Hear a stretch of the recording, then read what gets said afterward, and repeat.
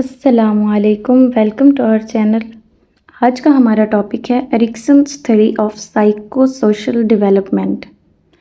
क्योंकि ये 8 स्टेजेस पर डिवाइड होती है तो हम इसको 2 पार्ट्स के अंदर पढ़ेंगे। पहले पार्ट में हम 4 स्टेजेस को डिस्क्राइब करेंगे और दूसरे पार्ट में हम अनदर 4 स्टेजेस को डिस्क्राइब करेंगे।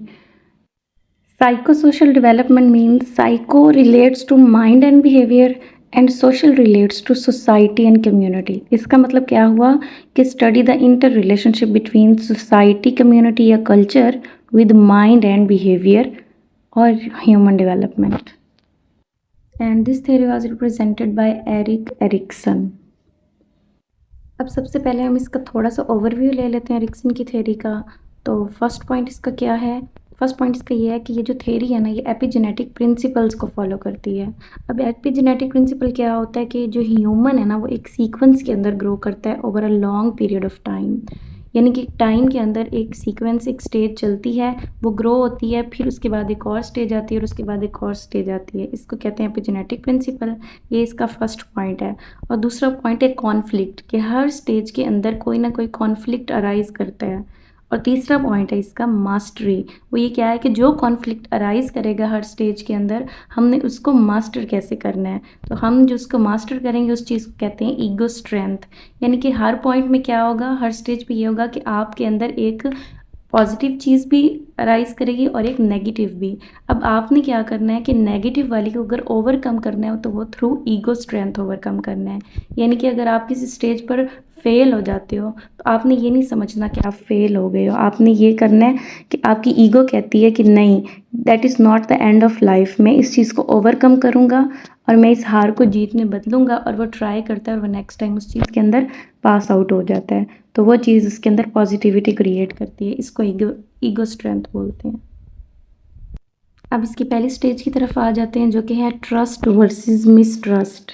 इस स्टेज का की फोकस है to develop trust in the caregiver. अब इसमें केयर गिवर कौन होता है? उसके पेरेंट्स होते हैं।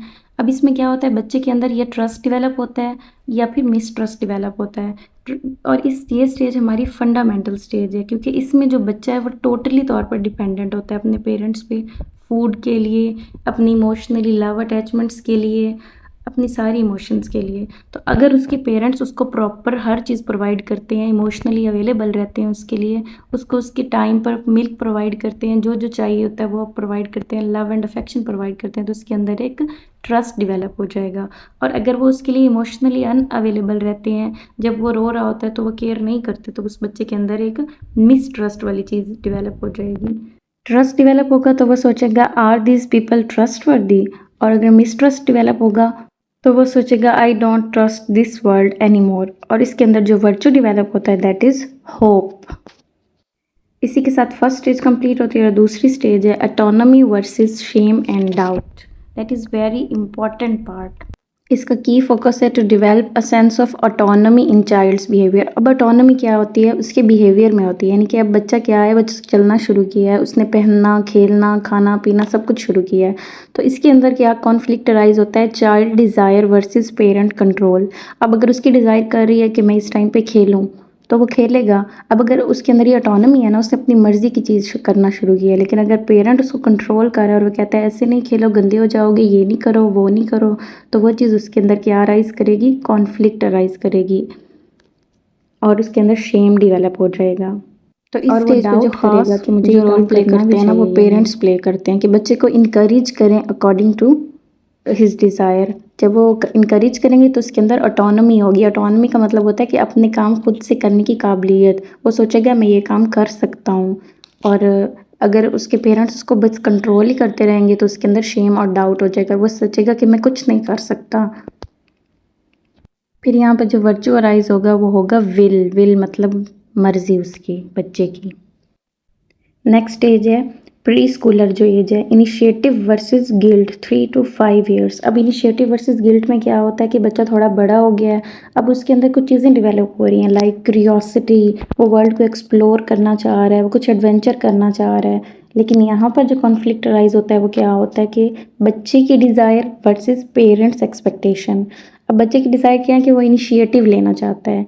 इनिशिएटिव में क्या होगा कि जैसे वो चाहता है कि मैं टेबल पे रख कर खाना खाऊं जैसे बाकी लोग खाते हैं, तो वो क्या करेगा, अपनी प्लेट ले आएगा खाने की, वो टेबल पे रखेगा, साथ पानी का गिलास रखेगा, वो उसको खुद खाने की कोशिश करेगा, इनिशिएटिव लेने की कोशिश करेगा।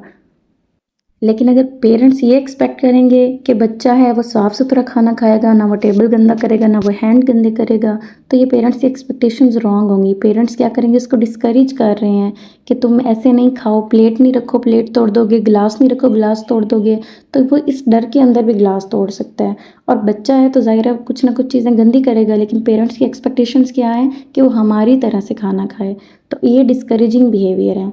लेकिन अगर इसके मुकाबले में जो दूसरे पेरेंट्स हैं, अगर उनकी एक्सपेक्टेशंस ये हैं और वो बच्चे को इनकरेज करते हैं कि नहीं बेटा खाओ, अपने हाथ से खाओ, कोई बात नहीं, गंदा हो गया मैं साफ़ कर दूंगा, या हैंड वॉश कर लो, तो इस तरह बच्चा जो है वो अपना इनिशिएटिव लेना स्टार्ट कर देगा और उसके अंदर एक अच्छी चीज़ें डेवलप होंगी। लेकिन अगर उसको डिस्करेज करते रहेंगे तो उसके अंदर गिल्ट डेवलप होएगा। इस स्टेज पे जो वर्च्यू डेवलप होती है दैट इज़ पर्पस। वो पर्पसफुली काम करना स्टार्ट कर देगा। जो फोर्थ स्टेज है that is industry versus inferiority, that is 5 to 11 years ही अर्ली स्कूल एजेस में है। तो अर्ली स्कूल एजेस में क्या करता है बच्चा, he involves in different activities like sports and extracurricular activities, और इसका की फोकस होता है mastery in various skills and task and sense of competence. अब मास्टरी कैसे होगी कि अगर उसने कुछ अच्छा परफॉर्म कर लिया है अपने किसी टास्क को, तो वो सक्सेसफुल फील करेगा, अकम्पलिश्ड फील करेगा, और उसके अंदर कॉम्पिटेंसी वाली वर्च्यू डेवलप होगी।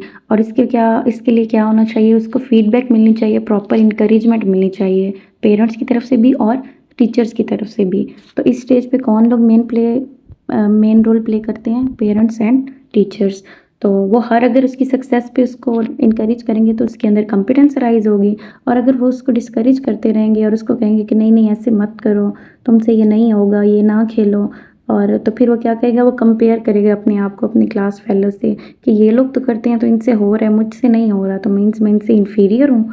तो उसके अंदर मतलब चीज़ें डेवलप क्या होंगी, इन्फीरियोरिटी डेवलप होगी due to unrealistic expectations and फजूल किस्म का क्रिटिसिज्म, जिसमें उसको लगेगा कि सब मुझे कह रहे हैं यू आर अ वेस्ट, तुमसे कुछ नहीं होगा। तो इसकी में जो वर्चू अराइज होगी वो मैं आपको पहले ही बता चुकी हूँ, दैट इज़ कॉम्पिटेंस। तो ये थी हमारी पहली 4 स्टेजेस। नेक्स्ट पार्ट में हम दूसरी स्टेजेस के बारे में डिस्क्राइब करेंगे एंड आई होप आपको ये वीडियो अच्छी लगी होगी।